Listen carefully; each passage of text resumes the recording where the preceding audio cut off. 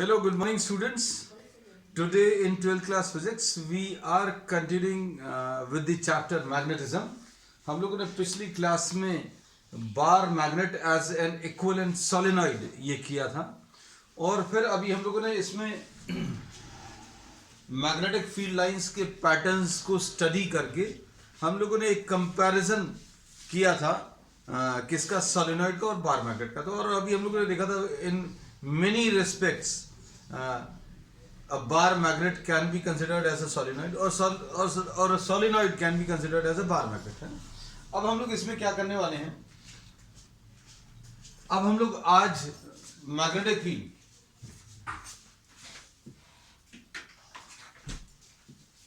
Dipole place in a uniform magnetic field, अब हम लोग इसमें ये लेने वाले हैं। सारी चीजें बिल्कुल सिमिलर हैं, जैसा अभी हम लोगों ने इलेक्ट्रोस्टैटिक्स में पढ़ा था बिल्कुल वैसे ही इसमें इलेक्ट्रोस्टैटिक्स में ये पढ़ा था कि अगर आपने किसी यूनिफॉर्म इलेक्ट्रिक फील्ड में अगर आपने ये माइनस क्यू और ये प्लस क्यू रखा, ये उनके लिए भी है जिन लोगों ने मतलब अभी ये चैप्टर स्टार्टिंग से अटेंड नहीं किया, और बाकी स्टूडेंट्स के लिए तो ये है कि आप कंपैरिजन कर सकते हैं। अगर आपने एक इलेक्ट्रिक डाइपोल को किसी इलेक्ट्रिक फील्ड में रखा तो इसके ऊपर पॉजिटिव चार्ज के ऊपर ये फोर्स काम करता है QE, और नेगेटिव चार्ज के ऊपर QE ऑपोजिट डायरेक्शन में काम करता है। Direction of this force is along the direction of electric field for a positive charge, and direction of force is opposite to the direction of electric field for a negative charge, है ना। और ये दोनों ही forces मिलकर एक couple form करते हैं, और ये कपल इसको रोटेट करने की कोशिश करता है। कैसा रोटेट करने की कोशिश करता है, इसकी ये इक्विलिब्रियम पोजीशन लाने की कोशिश करेगा, minus Q and plus Q. अब इसको इक्विलिब्रियम पोजीशन क्यों बोलेंगे, तो अभी आप देखकर बता सकते हैं। इसके ऊपर जो फोर्स लगेगा वो QE रहेगा, और ये वाला जो फोर्स रहेगा ये QE रहेगा। अब इस पोजीशन में अगर आप देखें, इस वाली पोजीशन में net force acting on the dipole is 0, and there is a torque which acts on the dipole, and this torque is given by PE sin theta. हम बहुत सारी चीजें इलेक्ट्रिसिटी की इसलिए याद करा रहे हैं क्योंकि इसको अभी हम लोग कंपेयर करेंगे with the results which we have obtained in magnetic field magnetism. अब इसमें देखना, अब जब ये रोटेट होकर, अब इसमें देखना ये एक फोर्स और ये एक फोर्स मिलकर एक कपल फॉर्म करेगा जो कि इसको क्लॉकवाइज डायरेक्शन में रोटेट करेगा। और अगर इसको इस पोजीशन पे कंसीडर करें तो ये इक्विलिब्रियम पोजीशन कहलाती है, ये इक्विलिब्रियम पोजीशन, और ये एक्चुअली स्टेबल इक्विलिब्रियम पोजीशन है। इसमें अभी हम लोग क्या बोलते हैं, net force acting on the dipole, the net force acting on the dipole 0 है, क्योंकि ये राइट की तरफ और ये लेफ्ट की तरफ एक दूसरे को कैंसिल करेंगे, और टॉर्क भी इसमें 0 आ जाएगा। अब हम लोग ये कहते हैं कि इसको दूसरे तरीके से भी बता सकते हैं कि बच्चों ये इक्विलिब्रियम पोजीशन है, इस इक्विलिब्रियम पोजीशन से अगर आप इसको डिफ्लेक्ट करोगे, मान लीजिए आप ऐसा कुछ ले आए एंटी क्लॉकवाइज डायरेक्शन में, आपने इस डाइपोल को एंटी क्लॉकवाइज डायरेक्शन में रोटेट किया, और एंटी क्लॉकवाइज डायरेक्शन में अगर आप रोटेट करोगे तो क्या होगा, इसमें क्लॉकवाइज डायरेक्शन में एक टॉर्क काम करेगा, और ये टॉर्क इसको इसकी इक्विलिब्रियम पोजीशन पर लाने की कोशिश करेगा। हमने इसको एंटी क्लॉकवाइज डायरेक्शन में रोटेट किया तो ये क्या हुआ, एक क्लॉकवाइज डायरेक्शन में टॉर्क काम कर रहा है, और ये क्लॉकवाइज डायरेक्शन का टॉर्क इसकी ओरिजिनल पोजीशन रिस्टोर करने की कोशिश करेगा। ये बिल्कुल परफेक्टली यही सारी चीजें अभी हम लोग बोलते हैं मैग्नेटिक फील्ड में भी होती हैं, है ना। तो मैग्नेटिक फील्ड में suppose this is uniform magnetic field, ये एक यूनिफॉर्म मैग्नेटिक फील्ड है। ये अभी हम पहले भी बता चुके हैं बच्चों कि uniform magnetic field is represented by equally spaced parallel lines. ये एक यूनिफॉर्म मैग्नेटिक फील्ड है, और ये यूनिफॉर्म मैग्नेटिक फील्ड जो है इसको रिप्रेजेंट करने का तरीका बिल्कुल वैसे ही है जैसे इलेक्ट्रिक फील्ड को रिप्रेजेंट किया था। अब लेकिन मैग्नेटिक डाइपोल की जगह, इलेक्ट्रिक डाइपोल की जगह अब हम लोग एक मैग्नेटिक डाइपोल लेंगे, और ये मैग्नेटिक डाइपोल आप या तो एक बार मैग्नेट ले सकते हैं या फिर एक मैग्नेटिक नीडल ले सकते हैं। ये एक मैग्नेटिक नीडल है, इसमें इसका ये एंड नॉर्थ पोल है और ये वाला एंड एक साउथ पोल है। मैग्नेटिक नीडल अभी हम लोगों ने बताया, ये मैग्नेटिक नीडल अभी हमने आपको दिखाई भी थी। ये मैग्नेटिक नीडल है या मैग्नेटिक कंपास है। इसको अगर आप किसी मैग्नेटिक फील्ड में रखेंगे तो ये अपने आप को अलाइन करने की कोशिश करेगी। जैसे अभी हम लोग इसको अगर ऐसा कुछ रखेंगे रेस्ट पर, तो ये ऐसी कुछ रेस्ट पर आई। तो ये अभी हम लोग ने स्टार्टिंग से ही बताया, मैग्नेटिज्म जब स्टार्ट हुआ था, कि हमारा बच्चों ये वाला जो है जहां पर हम पढ़ा रहे हैं ये ईस्ट वेस्ट डायरेक्शन और ये वाला नॉर्थ साउथ डायरेक्शन है। तो ये नॉर्थ साउथ डायरेक्शन में रेस्ट पर आई, मतलब ये अर्थ की मैग्नेटिक फील्ड के अलोंग, अर्थ की मैग्नेटिक फील्ड के अलोंग रेस्ट पर आई है। तो इसकी ये टेंडेंसी रहती है, किसकी, इस मैग्नेटिक फील्ड की या इलेक्ट्रिक फील्ड की टेंडेंसी रहती है कि ये डाइपोल को इक्विलिब्रियम पोजीशन में लाने की कोशिश करता है। मतलब अभी हम लोग ये बोलेंगे कि अल्टीमेटली ये कहां पर रेस्ट पर आएगा, कहां पर रेस्ट पर आएगा, dipole will be in the direction of electric field and here in this case what will happen, this will try to align. ये मैग्नेटिक फील्ड क्या करेगा, इसको अलाइन करने की कोशिश करेगा। किस डायरेक्शन में अलाइन करने की कोशिश करेगा, ये अपनी खुद की लाइन में लाने की कोशिश करेगा। मतलब ये एक मैग्नेटिक फील्ड है जो इस मैग्नेट को कह रहा है, क्या कह रहा है कि भैया हमारी ही लाइन में, जिस डायरेक्शन में हमें, उसी डायरेक्शन में आ जाओ। अब इसी डायरेक्शन में लाने के लिए हम लोग क्या बोलेंगे, इसके ऊपर बच्चों एक फोर्स काम करेगा और इसके ऊपर एक फोर्स काम करेगा, बिल्कुल ऐसा ही। इसके ऊपर ये पॉजिटिव मैग्नेटिक चार्ज कंसिडर करते हैं अभी हम लोग इसको, और इसको क्या कंसिडर करते हैं, नेगेटिव मैग्नेटिक चार्ज। और क्या होता है, पॉजिटिव चार्ज के ऊपर ऐसा कुछ फोर्स काम करेगा और नेगेटिव चार्ज के ऊपर ऐसा कुछ फोर्स काम करेगा, और इसके कारण एक टॉर्क आएगा। और ये टॉर्क क्या करेगा, इसको मैग्नेटिक फील्ड की लाइन में लाने की कोशिश करेगा। देखो ये ऐसा फोर्स है, ये ऐसा फोर्स है, हम लोग ये ड्रॉ नहीं कर रहे क्योंकि एनसीईआरटी में क्लियरली इन्होंने मना किया है। क्या चीज मना किया है कि भाई ये वाला जो कॉन्सेप्ट है पॉजिटिव मैग्नेटिक चार्ज और नेगेटिव मैग्नेटिक चार्ज का, ये नहीं लेना। इन्होंने इलेक्ट्रिसिटी में जो मैग्नेटिक इफेक्ट ऑफ करंट्स हैं उसकी मदद से इन्होंने सारे रिजल्ट्स निकाले हैं। तो अभी हम लोगों ने फिर भी सिर्फ समझाने के लिए, एनालॉजी या कंपैरिजन के लिए हमने बोला ये पॉजिटिव मैग्नेटिक चार्ज के ऊपर ऐसा फोर्स और नेगेटिव चार्ज के ऊपर ऐसा मैग्नेटिक फोर्स लगेगा और ये इसको ऐसा कुछ घुमाने की कोशिश करेगा। तो इसकी इक्विलिब्रियम पोजीशन बच्चों फिर से कैसी आ जाएगी, तो इक्विलिब्रियम पोजीशन ये ऐसी कुछ आ जाने वाली है।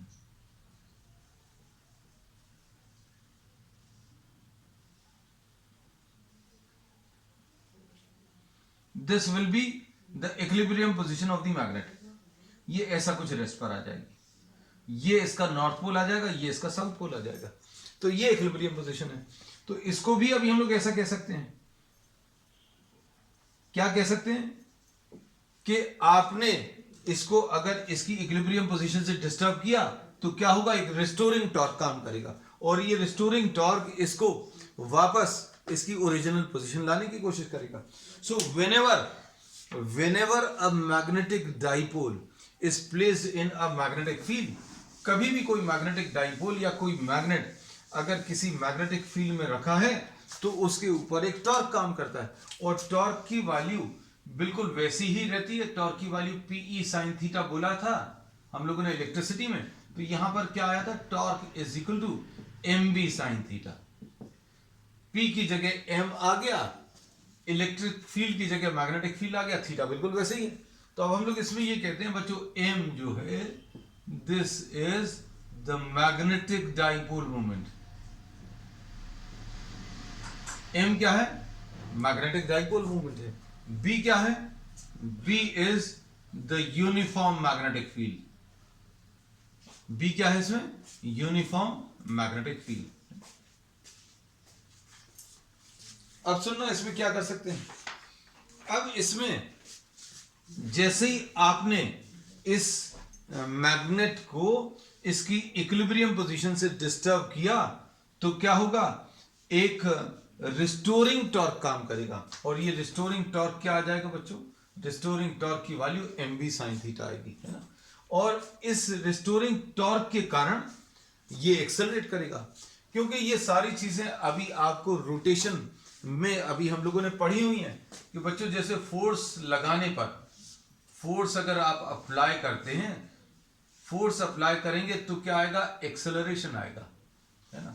ऐसे ही अभी हम लोग टॉर्क अगर अप्लाई करेंगे, टॉर्क अगर आपने अप्लाई किया तो क्या आएगा, एक एंगुलर एक्सेलरेशन आएगा। क्या आएगा, एक एंगुलर एक्सेलरेशन। और फोर्स प्रोड्यूसेस, ये देखो, फोर्स प्रोड्यूसेस ए, टॉर्क प्रोड्यूसेस अल्फा। फोर्स क्या प्रोड्यूस करता है, एक्सेलरेशन प्रोड्यूस करता है। टॉर्क क्या प्रोड्यूस करता है, एंगुलर एक्सेलरेशन। फोर्स ने एक्सेलरेशन प्रोड्यूस किया, टॉर्क ने क्या प्रोड्यूस किया, एंगुलर एक्सेलरेशन। मतलब अभी हम लोग इसमें ये बोलेंगे कि अगर आपने इसको इसकी इक्विलिब्रियम पोजीशन से डिस्टर्ब किया तो एक टॉर्क काम करेगा, और ये टॉर्क क्या करेगा, एक एंगुलर एक्सेलरेशन प्रोड्यूस करेगा। इस एंगुलर एक्सेलरेशन के कारण ये एक्सेलरेट होगा और रोटेट होगा। अब रोटेट होकर कहां जाने की कोशिश करेगा, ऐसा जाने की कोशिश करेगा। ये यहां पर है, ये ऐसा कुछ जाने की कोशिश करेगा, लेकिन इस एक्सेलरेशन के कारण यहां पर आते आते इसके पास कुछ वेलोसिटी आ जाएगी। भाई किसी ऑब्जेक्ट के ऊपर अगर एक्सेलरेशन लग रहा है मतलब क्या होगा, अगर एक्सेलरेशन लग रहा है मतलब उसमें कुछ वेलोसिटी चेंज आएगा। लेकिन यहां पर अगर आपने इसके ऊपर टॉर्क लगाया, अगर आपने ऐसा कुछ टॉर्क लगाया, इमेजिन करना बच्चों, आपने ऐसा कुछ फोर्स लगा रहे हो, ऐसा कुछ फोर्स लगा रहे हो, इस फोर्स के कारण ये ऐसा कुछ रोटेट करेगा, और इस टॉर्क के कारण एक एक्सेलरेशन आएगा, और ये एक्सेलरेशन के कारण इसमें कुछ वेलोसिटी, एंगुलर वेलोसिटी में चेंज आएगा। तो एंगुलर वेलोसिटी अगर यहां पर 0 है तो यहां पर आते आते कुछ एंगुलर वेलोसिटी आ जाएगी। अब यहां तक आते आते इसके पास अगर इस डायरेक्शन में वेलोसिटी आएगी तो क्या होगा, ये अपनी इक्विलिब्रियम पोजीशन पे रुकेगा नहीं, ये अपनी इक्विलिब्रियम पोजीशन पर रुकेगा नहीं, ये ओवरशूट करेगा।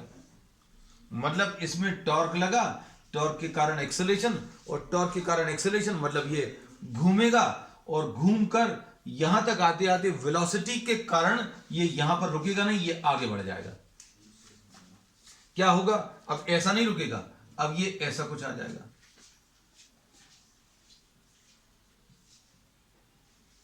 अब इसके कारण क्या होगा बच्चों, अब देखना, अब इसमें फोर्स तो ऐसा लग रहा था, इसमें फोर्स ऐसा लग रहा था। अब जैसे ये अपनी इस पोजीशन को ओवरशूट करेगा तो अब एंटी क्लॉकवाइज डायरेक्शन में टॉर्क लगने लगेगा। अब ये एंटी क्लॉकवाइज डायरेक्शन का टॉर्क इसको वापस ऐसा लाने की कोशिश करेगा, ये एंटी क्लॉकवाइज डायरेक्शन का टॉर्क इसको वापस इक्विलिब्रियम पोजीशन में लाने की कोशिश करेगा, और इस टॉर्क के कारण ये फिर से एक्सेलरेट करेगा, और एक्सेलरेट करते करते फिर से यहां पर आएगा, यहां तक आते आते वेलोसिटी आएगी, और वेलोसिटी के कारण ये एंटी क्लॉकवाइज डायरेक्शन में घूम जाएगा। मतलब क्या होगा, जैसे ही किसी मैग्नेट को आप किसी मैग्नेटिक फील्ड में रखेंगे तो क्या होता है, उसके ऊपर एक टॉर्क काम करता है, और उस टॉर्क के कारण इसमें कुछ ऑसिलेशंस आ जाएंगे। ये देखो बच्चों, इसमें अगर हम इसको इसकी इस पोजीशन से डिस्टर्ब करें तो क्या होता है, इसमें कुछ ऑसिलेशंस आते हैं। ये बात अलग है कि फ्रिक्शन के कारण ये ऑसिलेशंस कंटिन्यू नहीं होते, लेकिन ये ऑसिलेशंस धीरे धीरे रिड्यूस होकर फाइनली ये मैग्नेटिक फील्ड की डायरेक्शन में रेस्ट पर आ जाएगा। तो किसी भी मैग्नेट को, अब मेन चीज ये है कि किसी भी मैग्नेट को अगर आप किसी मैग्नेटिक फील्ड में रखें और इसकी इक्विलिब्रियम पोजीशन से डिस्टर्ब कर दें, इसको इसकी इक्विलिब्रियम पोजीशन से डिस्टर्ब करें तो इसके ऊपर एक टॉर्क काम करता है। इस टॉर्क के कारण एक एक्सेलरेशन आता है, एंगुलर एक्सेलरेशन, और इस एंगुलर एक्सेलरेशन के कारण ये अपनी इक्विलिब्रियम पोजीशन पर रुकेगा नहीं, ये आगे बढ़ जाएगा। तो अभी हमने ये बोला कि इसको आपने इसकी पोजीशन से डिस्टर्ब किया, यहां ले आए, क्लॉकवाइज डायरेक्शन में टॉर्क आया, क्लॉकवाइज डायरेक्शन में टॉर्क आया मतलब इस डायरेक्शन में वेलोसिटी आई। अब इस डायरेक्शन में वेलोसिटी के कारण ये यहां पर रुकेगा नहीं, अब यहां पर अगर नहीं रुकेगा तो क्या होगा, ये आगे बढ़ जाएगा। तो अब हम लोग इसमें ये कह सकते हैं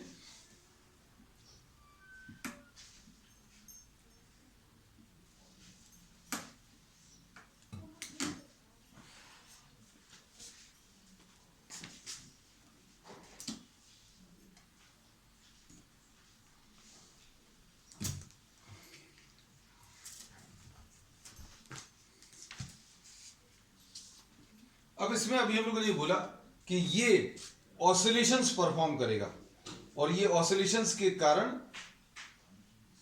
ये भी हम आपको दिखाने की कोशिश करते हैं।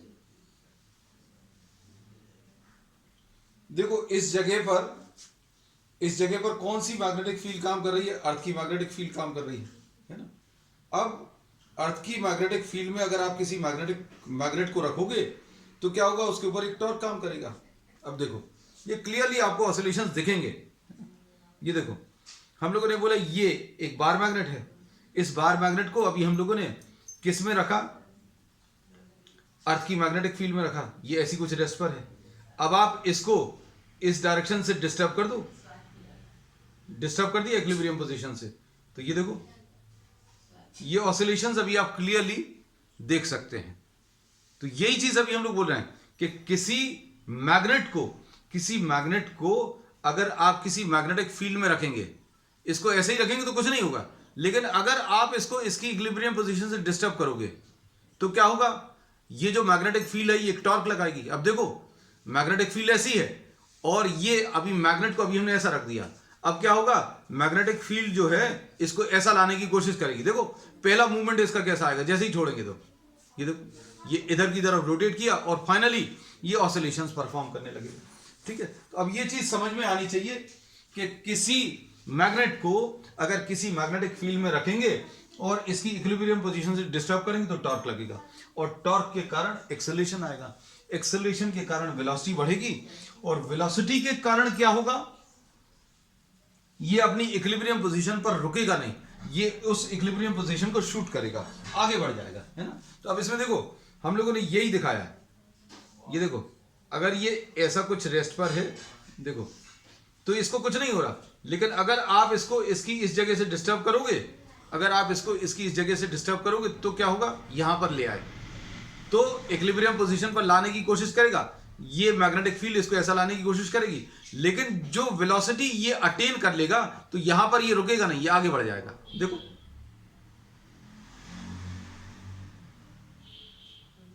और ये ऑसिलेशंस परफॉर्म करेगा, दिस विल स्टार्ट ऑसिलेटिंग, है ना। तो यही चीज अभी हम लोगों ने इसमें बताई है। अब देखो आगे चलते हैं। अब इसमें इस ऑसिलेशंस का यूज करके, इन ऑसिलेशंस का यूज करके हम किसी भी मैग्नेट की, जैसे ये मैग्नेट है ना, अब हम लोग क्या कर सकते हैं? आप अगर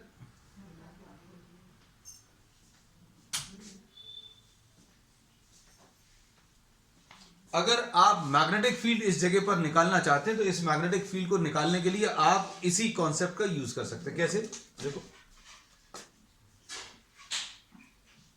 टॉर्क अभी हम लोगों ने लिख लिया, torque acting on the dipole, on the magnet, torque will be equal to what? mv sin theta, है ना। अब इसके बाद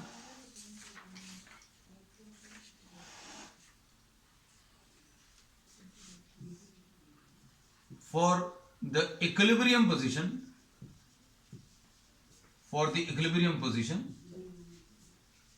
यहां पर जब होगा हम लोग क्या लिख सकते हैं? The deflecting torque will be equal to what? The restoring torque. एक टॉर्क डिफ्लेक्ट कर रहा है और एक उसको रिस्टोर कर रहा है। अब टॉर्क अभी हम लोग कैसे लिखेंगे? जैसे फोर्स अभी हम लोग लिखते थे क्या? Mass into acceleration. अच्छे सुनना बच्चों, फोर्स क्या है? Mass into acceleration. अब हम लोग क्या कर रहे हैं? फोर्स की जगह टॉर्क लिख लिया, मास की जगह क्या यूज करते हैं? आई यूज करते हैं, और ए की जगह अभी हम लोग क्या यूज करते हैं? अल्फा यूज करते हैं। तो torque will be equal to what? I into alpha. Torque की जगह अभी हम लोग क्या लिख सकते हैं? आई इंटू अल्फा लिख सकते हैं। तो अब देखो क्या आएगा यहां पर? Torque is equal to M B sine theta will be equal to what? I into alpha. I इसमें क्या है? I is the moment of inertia. I क्या है? Moment of inertia. अल्फा क्या है बच्चों? Angular acceleration. बहुत सारी चीजें अभी हमें आपको किसकी रोटेशन की भी बतानी पड़ रही है ना। अब देखो, for small angular displacement, for small angular displacement sine theta को आप थीटा के बराबर ले सकते हो। ये तो अभी हमें मालूम है, छोटे एंगल्स के लिए साइन थीटा और थीटा इक्वल होते हैं। ये याद रखना, ये मोस्टली किताबों में भी नहीं दिया, कोई बताता भी नहीं है। थीटा किस में रहना चाहिए? रेडियंस में, तभी ये ट्रू है। डिग्रीज में अगर ले लोगे तो ये रिलेशन ट्रू नहीं होता है ना। Sine theta upon theta, this will be nearly equal to theta. आगे चलें, अब इसमें इसकी अब जरूरत नहीं पड़ेगी।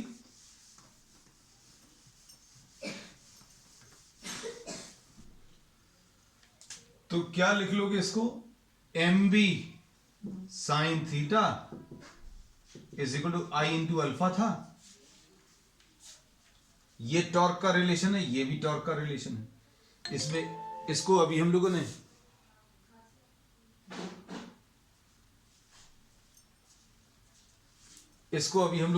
M into B into theta लिख लिया, इज इक्वल टू क्या? I into alpha. अब इससे इस रिलेशन का अभी हम लोग क्या यूज करने वाले हो देखना, टाइम पीरियड ऑफ ऑसिलेशन। अब हम लोगों को ये तो पता है, ऑसिलेशन वाले चैप्टर में 11th क्लास में अभी हम लोगों ने पढ़ा हुआ है। क्या पढ़ा है बच्चों? कि टाइम पीरियड ऑफ ऑसिलेशन किसी भी चीज का, इसमें देखो हम सभी तरीके से आपको बता दे रहे हैं। अगर इसको आप पेंडुलम मानेंगे, है ना, अगर आप इसको डिस्टर्ब करोगे तो ये सिंपल वाले ऑसिलेशंस हैं। फिर मैग्नेटिक फील्ड, अगर हम लोग इसकी जगह पेन लगा दें या एक बॉल लगा दें, है ना, तो अभी हम लोग ये बोलते हैं कि टाइम पीरियड निकालने का तरीका क्या रहता है? Time period is the time taken for one oscillation. ये होता है 2 pi under root of displacement upon acceleration. ये रिलेशन होता है टाइम पीरियड का। लेकिन अगर ये ऑसिलेशन ऐसे वाले हैं, ये एक स्ट्रेट लाइन में थे, ये एंगुलर ऑसिलेशंस हैं। कौन से वाले? हम लोगों ने क्या इसमें रोटेशन, अगर आपने थोड़ा सा रोटेशन दिया तो ऐसे कुछ ऑसिलेशंस आएंगे इसमें।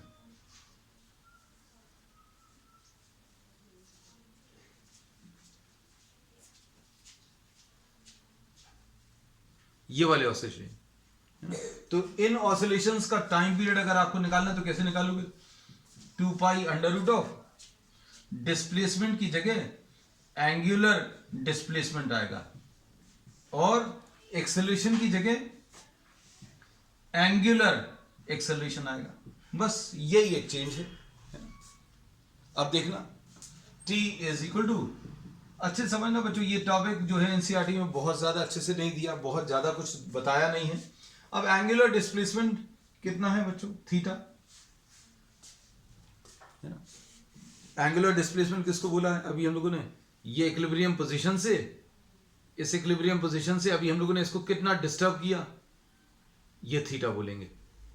इसको अभी हम लोगों ने थीटा बोला है ना।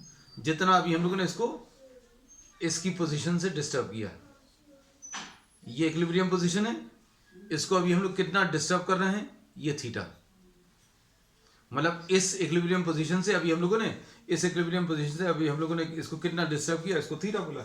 थीटा अपॉन एंगुलर एक्सेलरेशन यहां से निकाल सकते हैं, M B theta upon I, ऐसा कुछ आएगा।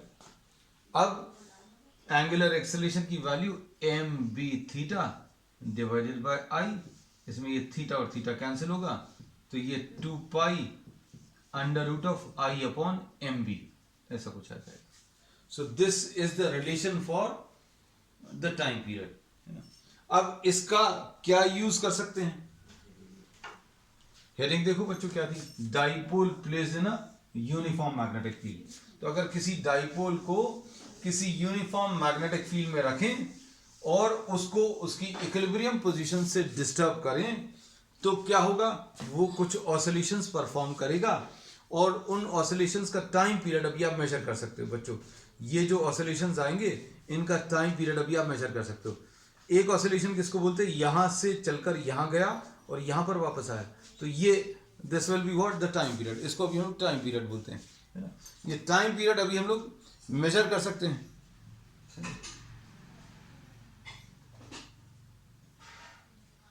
इस टाइम पीरियड को अभी हम लोग मेजर कर सकते हैं, तो ये मेजर्ड क्वांटिटी है। अब इसकी मदद से T is equal to 2 pi under root of I upon M B ये लिया है। अब इसको स्क्वायर कर दो तो T square will be equal to 4 pi square I upon M B. तो इससे बी की वैल्यू मैग्नेटिक फील्ड अभी हम लोग निकाल सकते हैं। तो मैग्नेटिक फील्ड कैसे मिलेगा, 4 pi square I divided bye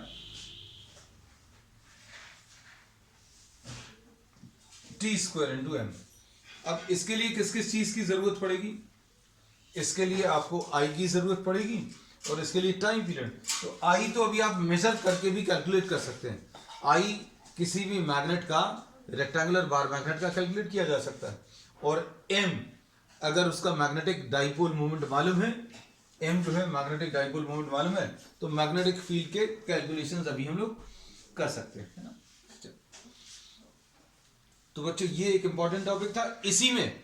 इसी टॉपिक में एनसीईआरटी में इन्होंने पोटेंशियल एनर्जी भी बताई है, लेकिन उसको अभी हम लोग एक अलग टॉपिक में ले ले रहे हैं। Dipole place in a uniform magnetic field में इन्होंने पोटेंशियल एनर्जी का भी कैलकुलेशन कर दिया, लेकिन अब हम इसको एक अलग हेडिंग डालकर, so that you are having this as a separate topic है।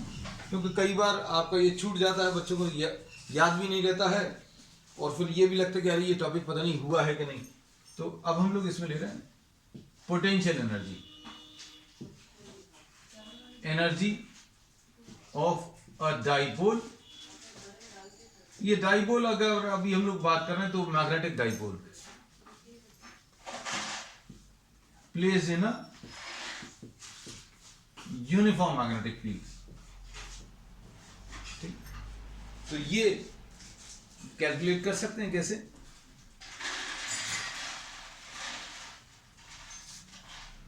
टॉर्क की वैल्यू बच्चों कितनी होती है, torque is equal to P sine theta. Torque की वैल्यू कितनी है, P sine theta. And potential energy of the dipole, ये बिल्कुल वैसी डेफिनेशन है जैसी अभी हम लोगों ने इलेक्ट्रोस्टैटिक्स में ली थी। Potential energy of a dipole is defined as what? The work done in moving a dipole from theta equal to 90 degrees to theta 1 is equal to 90 degrees to theta 2 is equal to theta। ये अभी हम लोग लेंगे। तो ये कैसे आएगा, torque की वैल्यू पीई साइन थीटा है, small angular displacement d theta ले लें, तो वर्क डन कैसे मिलेगा, d W will be equal to tau into d theta. Tau की वैल्यू कितनी है, ये पीई साइन थीटा, ऐसा कुछ आएगा। ठीक, अब total work done integration of d W, मतलब ये क्या आ जाएगा, PE sine theta d theta. PE sine theta d theta, ये कहां से कहां तक करना है। देखो ये वर्क आप वैसे ही निकालते हो, वर्क जैसे फोर्स इनटू डिस्टेंस होता है, तो अब ये लोग फोर्स की जगह टॉर्क यूज कर लेते हैं, डिस्टेंस की जगह थीटा यूज कर लेते हैं। तो सारे कॉन्सेप्ट जो हैं मिलते जुलते हैं, अगर कंपैरिजन करोगे तो चीजें याद भी रहेंगी। अब टॉर्क अगर वर्क निकालना तो torque into D theta, torque की वैल्यू रख लो पी साइन थीटा। अब ये कितना आ जाएगा, ये वर्क जो है यही पोटेंशियल एनर्जी है ना। पोटेंशियल एनर्जी क्या है, वर्क डन। तो अभी हम लोगों ने इसको वर्क डन को पोटेंशियल एनर्जी लिख दिया, ये पीई नहीं, सॉरी ये तो गलत लिख दिया, एमबी। ये तो अभी देखो बच्चों, टॉर्क की वैल्यू पीई साइन थीटा नहीं है। अभी हम लोग फिर से कहां पर चले गए गलती से, इलेक्ट्रोस्टैटिक्स में, है ना। चलो ठीक है, कोई दिक्कत नहीं है। टॉर्क की value MB sine theta, potential energy of a dipole is defined as work done in moving a dipole from theta 1 is equal to 90 to theta 2 is equal to theta. तो ये एमबी साइन थीटा, ये MB sine theta अभी कुछ बहुत ज्यादा नहीं हो पाया था, अच्छी बात है। एमबी कुछ ही जगह पर चेंज करना पड़ा, MB sine theta d theta, है ना। अब क्या आएगा इसमें, एमबी। अच्छा है, सारी चीजें इलेक्ट्रोस्टैटिक्स की भी रिवाइज हो गई, क्योंकि आज अभी हम लोगों ने क्लास की स्टार्टिंग भी किससे, इलेक्ट्रोस्टैटिक्स से ही की थी, कंपैरिजन से। तो बिल्कुल ऐसे ही रिलेशन अभी हम लोगों ने वहां पर भी किया था, उसका रिवीजन भी हो गया, है ना। साइन थीटा हमारी गलती की वजह से हुआ, है ना, लेकिन हाँ रिवीजन हो गया। MB sine theta d theta. अब ये थीटा 1 इज इक्वल टू 90 से लेकर theta 2 is equal to theta. अब ये एमबी आ गया, साइन थीटा का इंटीग्रेशन बच्चों क्या आ जाएगा, माइनस कॉस थीटा 90, और ये थीटा माइनस एमबी, ये कॉस थीटा लिख लिया, और ये थीटा है, ये 90 है। ये कितना आ जाएगा, minus MB cos theta minus cos 90 minus MB cos theta, ऐसा कुछ आ जाएगा। और इसको अभी हम लोग क्या, माइनस एम डॉट बी लिख सकते हैं, पोटेंशियल एनर्जी का फॉर्मूला। तो ऐसे ही एनर्जी का रिलेशन आपको इलेक्ट्रोस्टैटिक्स में मिला था। एम की जगह यहां पर ये पी था, है ना, एम की जगह यहां पर भी ये पी था, एम की जगह यहां पर भी ये पी था। तो सारी चीजों को सॉल्व करते करते यू की वैल्यू कितनी मिली थी, माइनस पी डॉट ई। तो इलेक्ट्रोस्टैटिक्स के जैसी ही हैं बहुत सारी चीजें। तो इलेक्ट्रोस्टैटिक्स में जैसा रिलेशन मिला था वैसा ही रिलेशन आपको मैग्नेटिज्म में भी मिला है। लेकिन अब हम लोग यहाँ पर ज़्यादा मैग्नेट का यूज़ नहीं कर रहे हैं। हाँ, एनसीईआरटी में इन्होंने सभी जगह पर instead of a bar magnet they are preferring what, current carrying loop. Current carrying loop को उन्होंने मैग्नेट जैसा कंसिडर किया और उससे associated magnetic dipole moment NIA ऐसा कुछ बोला है, number of turns into I into A, है ना। अब जैसे डाइपोल में अभी हम लोग प्लस क्यू और माइनस क्यू लेते थे, कुछ बुक्स में अभी भी मैग्नेटिज्म में इन्होंने साउथ पोल को माइनस क्यू एम लिख दिया है और नॉर्थ पोल को प्लस क्यू एम, जिसको एनसीईआरटी मना करता है कि अभी हम लोग ऐसा कुछ अभी हम लोग यूज नहीं करेंगे, है। तो रिलेशन क्या मिला पोटेंशियल एनर्जी का, पोटेंशियल एनर्जी का relation minus p dot E. तो बच्चों अब आज के लिए इतना ही। We will continue with the remaining topics on the next turn. Next topic अभी हम नेक्स्ट टर्न पर स्टार्ट करेंगे। That's all for today.